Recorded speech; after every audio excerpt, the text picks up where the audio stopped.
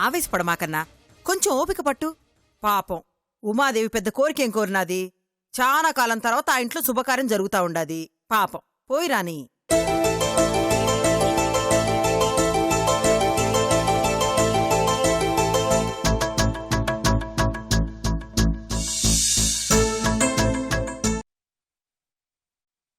సరే ఉంటాం వైశ్యు, బయలుదేరతాం.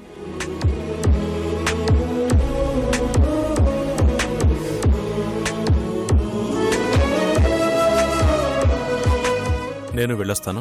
ఎక్కడికి బావా? మనసులో మా చెల్లితో సోలోగా ఫీల్ వర్కౌట్ చేయాలని నుండి కూడా మొమ్మాటానికి వెళ్ళిపోతానంటున్నావు కదా. అదేం లేదు.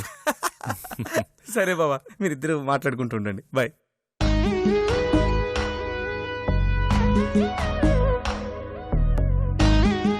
ఆవిడ చాలా బాగా మాట్లాడారండి. అవునా? మా అత్తయ్య చాలా మంచిది. పదండి పైకెళ్ళి మాట్లాడుకుందాం. ఓకే.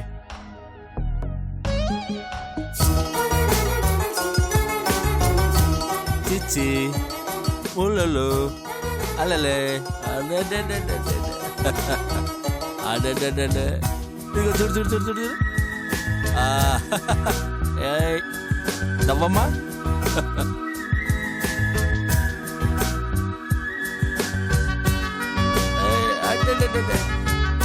అడే తీసుకోమ్మా. హలో చూడు చూడు.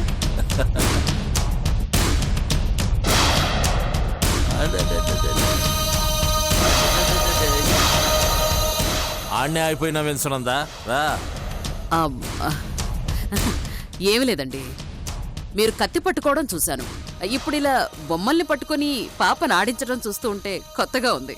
నేను చూస్తుంది మిమ్మల్నేనా అని డౌట్ వస్తుంది నాకు. సునంద, నువ్వున్నన్నాళ్ళు మాలో ఉన్న పగనే చూసినా.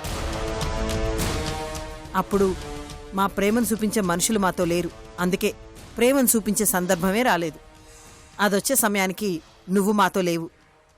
అందుకే నీకు కొత్తగా ఉండాది. మాతో ప్రేమైనా పగైనా పీకల్లోతుగానే ఉంటాది సునంద.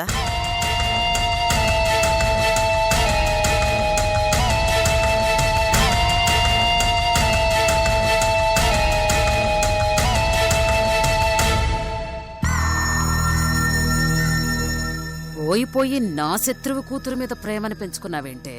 నువ్వు గనక అడ్డుగా లేకుంటే ఈ పాటికి నా చేతుల్లో ఇది చచ్చుండేది. నా పగ తీరిపోయి ఉండేది.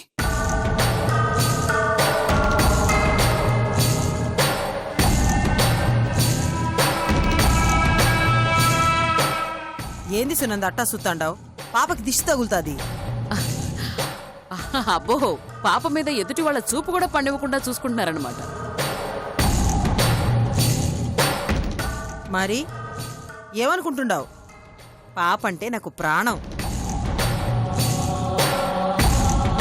ఆ ప్రాణం ఎప్పుడో ఒకసారి నా చేతుల్లో పోవాల్సిందే ఇంద్రాణి. నిలబడే ఉన్నావేం సునందా? రా కూసో. దా కూసో. కూసమ్మా. అవును, ఉమాదేవి వాళ్ళు కనిపించటం లేదు. ఇంట్లో లేరా? వైశ్యుకి పెండ్లు కుదిరినది కదా, అన్నని కలిసి సంతోషం పంచుకోవడానికి పోయినారు. అంటే మిమ్మల్ని ఎదిరించి పెద్దిరెడ్డి వాళ్ళ ఇంటికి వెళ్ళేంత ధైర్యం ఉమాదేవికి వచ్చేసిందా? దానికంత ధైర్యం లేదు. మేమే పంపించుండాం. మీరు పంపించారా? చెప్పినాం కదా సునంద, సిరి కోసం మేము మారినట్టు నటించాల్సి వస్తా ఉండాది. దాన్ని నమ్మించడం కోసమే మనసు చంపుకుని వాళ్ళని అక్కడికి పంపించినాం. మొత్తానికి సిరి వల్ల ఉమాదేవి జీవితంలోకి సంతోషం వచ్చిందన్నమాట. ఆ సంతోషం ఎన్నాళ్ళు ఉంటుంది సునంద? వైశ్యు పెళ్లి బద్రితో జరిగేంత వరకే ఉంటుంది. తరువాత మళ్ళీ వాళ్ళ బతుకులు మొదటికొస్తాయి. నిజమేలేండి.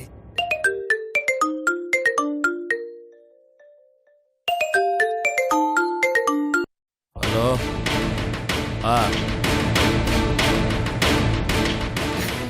అబ్బా సునంద, అమ్మకు అన్నం పెట్టే సమయమేనాది. ఒక్క నిమిషం పాపం చూస్తా ఉండు, ఇప్పుడే వస్తాను. అమ్మమ్మమ్మ ఆడుకుంటా ఉండవే. ఇప్పుడే వస్తా.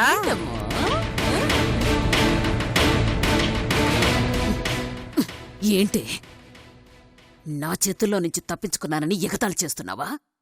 అదృష్టం బావుండి ఏదో శక్తి అడ్డుపడి బ్రతికిపోయావు. కాని ఎప్పటికైనా నా చేతుల్లో నీ ప్రాణం పోక తప్పదు. అంతమంది సపోర్టున్నా మీ అమ్మనే పైకి పంపించిందాన్ని. నిన్ను మీ అమ్మ దగ్గరికి పంపించటం నాకు పెద్ద సమస్య కాదు. అయినా మీ అమ్మే లేనప్పుడు నువ్వు ఈ భూమి మీదుండి ఏం చేస్తావే? ఆ?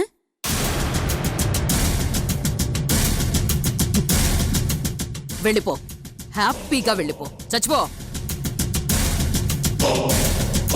పంపిస్తా, త్వరలోనే పంపిస్తానే. నా శత్రుశేషాన్ని ఎక్కువ రోజులు భరించడం నాకు ఇష్టం ఉండదు. మళ్ళీ ఏదో ఒక రోజు ముహూర్తం పెట్టిస్తావు.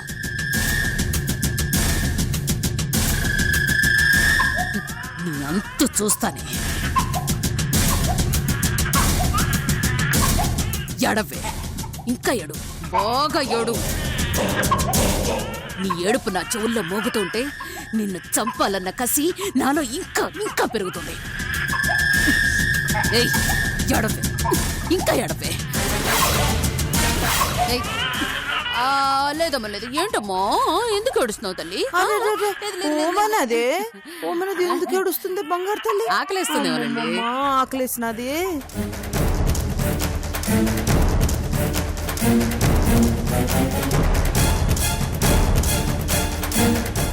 పాప ఏడుస్తుంటేనే నా మనసు తట్టుకోలేకపోతుంది. అలాంటిది ఈ పసిదాన్ని చంపాలనుకోవడానికి సూర్యకు మనసెలా ఒప్పింది? వాడంత కఠినంగా ఎలా తయారయ్యాడో. పాపను సంపనిక చూసి ఆడు చాలా పెద్ద తప్పు చేసినాడు సునంద. నా ప్రాణాన్ని నాకు దూరం చేయాలని చూసినాడు. ఆడిని మాత్రం నేను ఇడిచిపెట్టేది లేదు సునంద. ఆడి సావు నా చేతుల్లోనే ఖాయం. నాకు కావాల్సింది కూడా అదే. అది జరగాలనే కదా వాడి పేరు చెప్పించింది. ఒకే దెబ్బకి రెండు పిట్టలు అన్నట్టు పాప చావుతో నీల కూతుర్ని అంతం చెయ్యాలన్నా నా పగ తీరుతుంది. దాన్ని చంపింది సూర్య అనుకుని నువ్వు వాణ్ణి చంపేస్తే వాడి మీద ప్రతీకారం తీర్చుకోవాలన్న నా కోరిక నెరవేరుతుంది. సునంద, పాప నిద్రకొచ్చినట్టుగా ఉండాది. నేను పాపను పడుకోబెట్టొస్తాను, నువ్వు వీణ్ణే కూసో. పర్వాలేదు ఇంద్రాణి, నాకు వేరే పనుంది, మళ్ళీ వస్తాను. మళ్ళీ తీరిక ఉన్నప్పుడు వస్తాను. అట్నే. అమ్మో ఎడోకమ్మో, లేదు లేదు లేదు లేదు. అమ్మమ్మమ్మ, లేదు లేదు బచ్చుకో బచ్చుకో. లేదు నాన్న.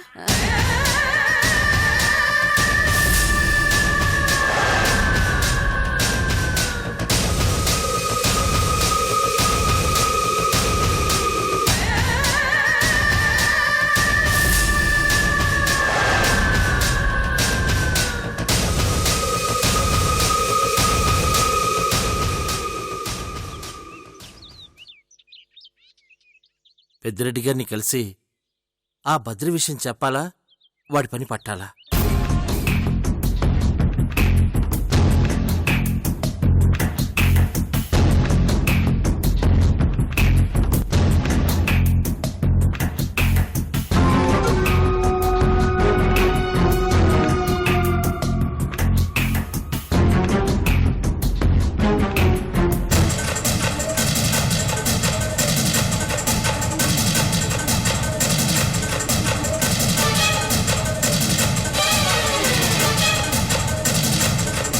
ఓకే అండి, లోపలికి వెళ్దాం పదండి. పదండి.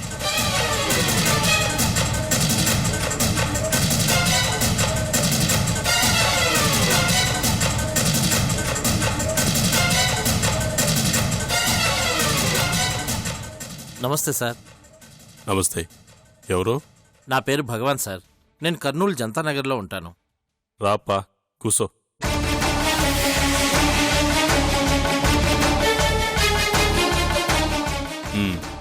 చెప్పు, ఏం కావాలా? మీతో పనుండి వచ్చాను సార్. సార్, నేను రియల్ ఎస్టేట్ వ్యాపారం చేస్తాను సార్. నాకు చాలా సైట్లు ఉన్నాయి. మొన్ననే ఉన్న సైట్లన్నీ అమ్మేసి కొత్త వెంచర్ స్టార్ట్ చేశాను.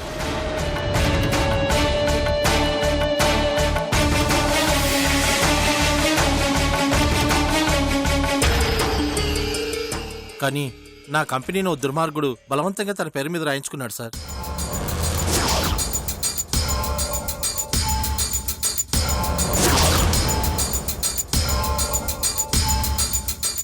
మా ఇద్దరికి ఓ టెండర్ విషయంలో తగాదా వచ్చింది సార్. ఆ టెండర్ వదులుకోమని నన్ను రౌడీల చేత కొట్టించి భయపెట్టాడు సార్. నేను టెండర్ వదులుకోవటానికి కూడా సిద్ధపడ్డాను, కానీ నా కంపెనీ పేరు నచ్చి అది కూడా రాసివ్వమని అడిగాడు సార్. Too much. పేరు నచ్చితే రాయించేసుకుంటాడా? అదే నాకు అర్థం కావట్లేదు సార్. నీ కంపెనీ పేరేందప్ప? వైష్ణవి బిల్డర్స్. అరే నా కూతురు పేరేనే. ఇంతకీ నీ కంపెనీని బలవంతంగా లాక్కున్న వాడి పేరేంటి?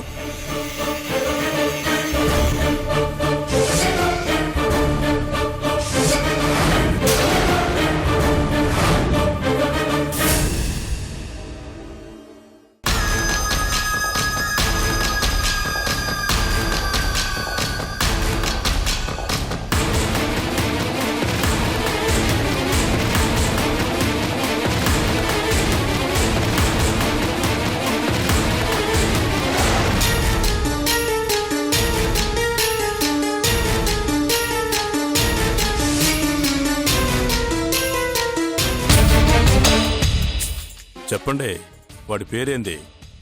అది అతని పేరు చెప్పండి, అతని పేరేంటి?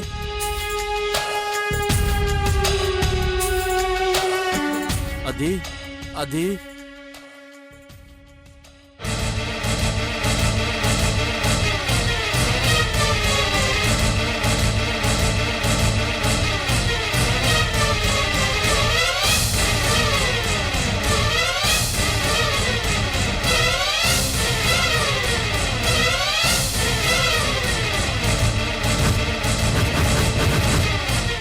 ఎవరు సూర్య? ఎవరితను? ఎవరో బిల్డర్ అంట బాబు. ఎవడో దరిద్రుడు ఇతని కంపెనీని బలవంతంగా లాక్కున్నాడట. అయ్యో పాపం. Is it?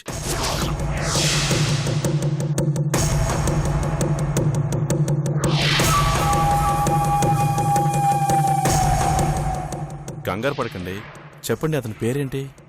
మీరు దేనికో భయపడుతున్నట్టున్నారు.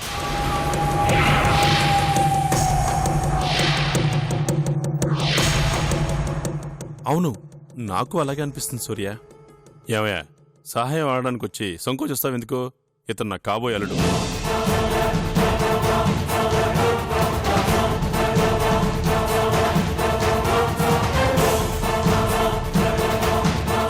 ఇతనితో నా కూతురు పెళ్లి నిశ్చయమైంది. ఇతను కూడా నీలాంటి వ్యాపారమే చేస్తాడు. నీకు కావాలంటే సహాయం చేస్తాడు. ఏమల్లుడు? తప్పకుండా మావయ్య.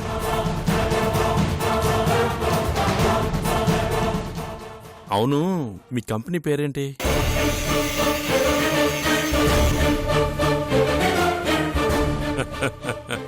మన వైషు పేరు పెట్టుకున్నాడు, వైష్ణవి బిల్డర్స్ అంట.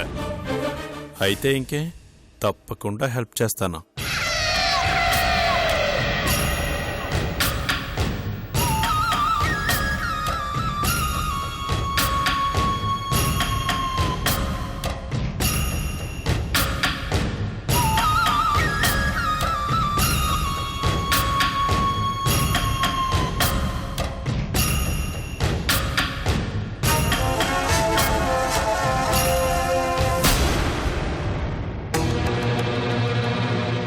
రేపు ఒకసారి ఆఫీస్కి వచ్చి కనపడండి.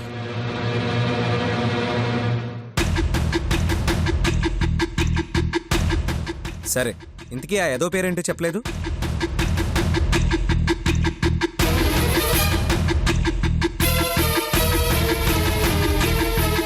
అడుగుతున్నాడు కదయ్యా, అతని పేరేంటో చెప్పు. చెప్పు. పేరు చెప్పమంటే భయపడుతున్నావు ఎందుకు? అతని పేరేందో చెప్పు. ఆ పేరు పేరు పేరు నేనుంటాను సార్. రేపు మిమ్మల్ని ఆఫీసులో కలిసి అన్ని విషయాలు చెప్తాను. వస్తాను సార్. హలో, ఏయ్ ఏయ్, హలో, నిన్నే. పేరు చెప్పడానికి భయపడేవాడు ఎందుకు మనల్ని సహాయం చేయమని అడగడానికి వచ్చాడు? ఆ ఎదవేవడో కొంచెం వైల్డ్ అనుకుంటా సూర్య, అందుకే భయపడుతున్నాడు. పైగా మీరు నేను బిల్డర్ అన్న విషయం చెప్పారు కదా, దాంతో ఎక్కడ ఏ లైన్ కలుస్తుందోనని భయంతో వెళ్ళాడు.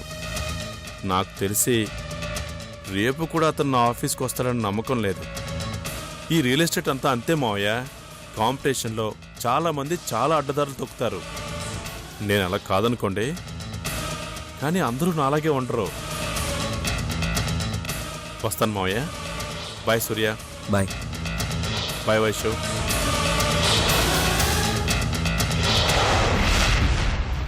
అల్లుడు, అతని గురించి ఎక్కువగా ఆలోచించుకో. అవసరం అయితే వాడే మళ్ళీ వస్తాడు. చిట్టి తల్లి, నాకు మాత్రలు ఇవ్వమ్మా. అలాగే నాన్న.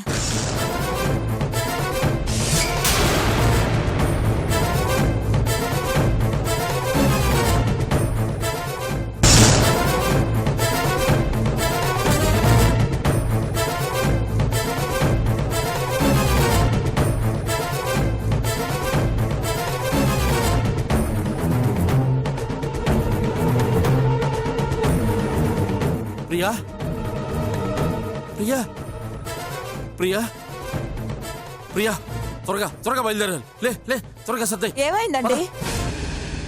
ఎందుకండి కంగారు పడుతున్నారు? మనం వెంటనే ఇక్కడి నుంచి వెళ్ళిపోవాలి. ఆ బద్రి మన బతకనివాడు. బద్రి ఎవరండి? ఏమైందండి? అవన్నీ చెప్పే టైం లేదు. ఇక్కడుంటే మనం ప్రాణాలతో ఉంటాం. ఇక్కడి నుంచి ఎక్కడికైనా దూరంగా వెళ్ళిపోవాలి. పద పద పద, త్వరగా రా. అయ్యో ఏమైందండి? చెప్తా, ఇంత నేను కంగారు చెప్తా కదా. ఎక్కడికి రా. తీసుకెళ్తున్నారు? ముందు రా, రా. ఏమండి? అన్ని విషయాలు తర్వాత చెప్తాను. ఏంటండి? ముందు రా.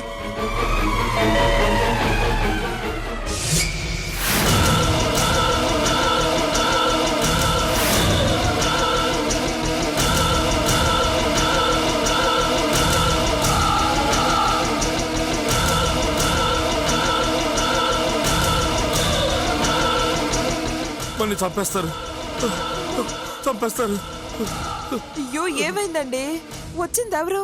నేను చూస్తాను. ఆగు, వద్దు వద్దు, నువ్వు వద్దు వద్దు.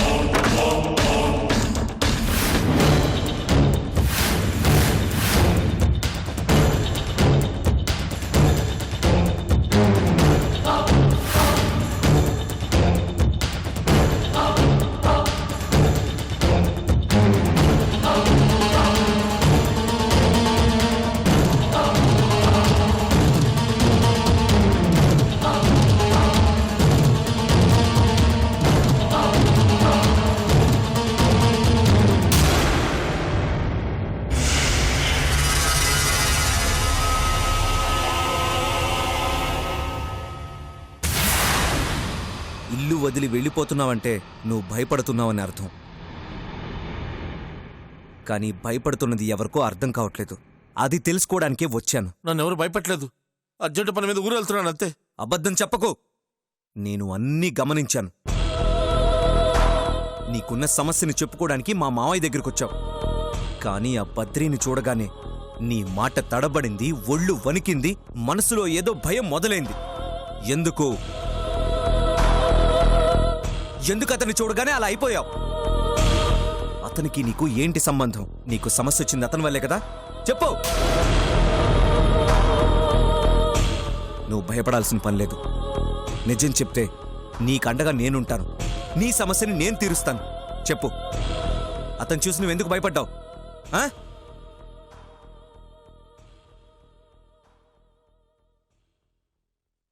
అది అది ఆ బద్రి.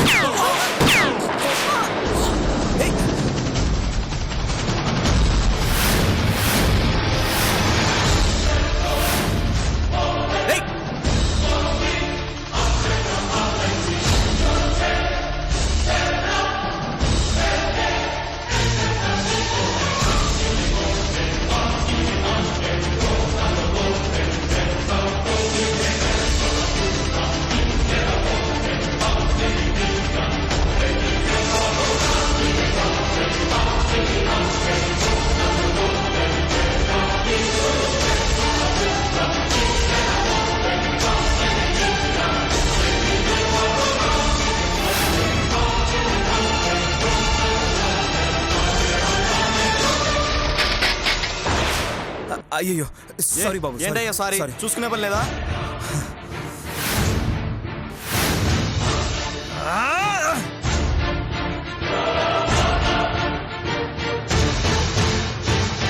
ఎవరా నువ్వు?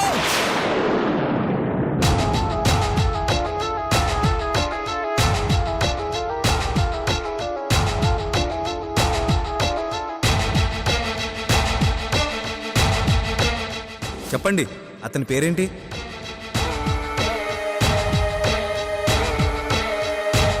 అది అది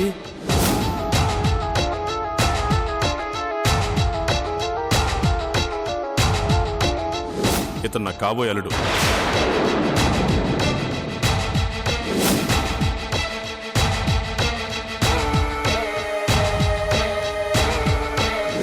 కానీ భయపడుతున్నది ఎవరికో అర్థం కావట్లేదు. అది తెలుసుకోవడానికే వచ్చాను. నన్ను ఎవరు భయపెట్టలేదు. అర్జెంటు పని మీద ఊరు వెళ్తున్నాను అంతే. అబద్ధం చెప్పకు, నేను అన్నీ గమనించాను.